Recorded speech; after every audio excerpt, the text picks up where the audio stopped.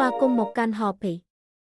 ស៊ីខ្ញុំផែនជីឡានក្រុងមើលទេសភាពពីជាន់យើងកំពុងឆ្លងកាត់ទន្លេមេគង្គដែលជាទន្លេឆ្លងដែនដ៏សំខាន់បំផុតមួយនៅអាស៊ីវាហូរកាត់ប្រទេសចិនមីយ៉ាន់ម៉ាឡាវថៃកម្ពុជានិងវៀតណាមវាជួបនឹងទន្លេសាបនិងទន្លេបាសាក់ក្នុងរាជធានីភ្នំពេញបង្កើតបានជាទេសភាពឆកសមុទ្រ4តែមួយគត់ទីក្រុងភ្នំពេញរីកចម្រើនដោយសារទន្លេមេគង្គវាធ្លាប់ជាមជ្ឈមណ្ឌលដ៏សំខាន់សម្រាប់ការដឹកជញ្ជូនតាមដងទន្លេមេគង្គហើយនៅតែជាតំបន់ស្នូលនៃសេដ្ឋកិច្ចវប្បធម៌និងទេសចរណ៍របស់កម្ពុជាឡើងភ្នំមេគង្គជាដំណើរស្នេហាឆ្លងទន្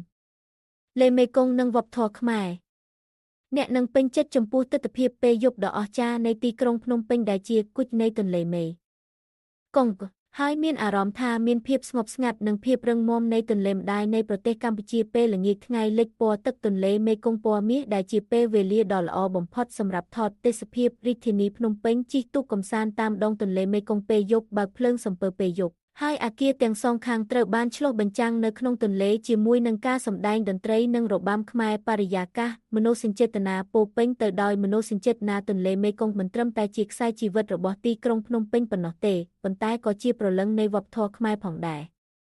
ពីភាពមមាញឹកនៃកោះពេជ្រទៅកាន់ភាពអស្ចារ្យនៃចំណុចប្រសព្វនៃទន្លេចំនួន3ចាប់ពីភាពពូឡារិកនៃព្រះបរមរាជវាំងរហូតដល់ភា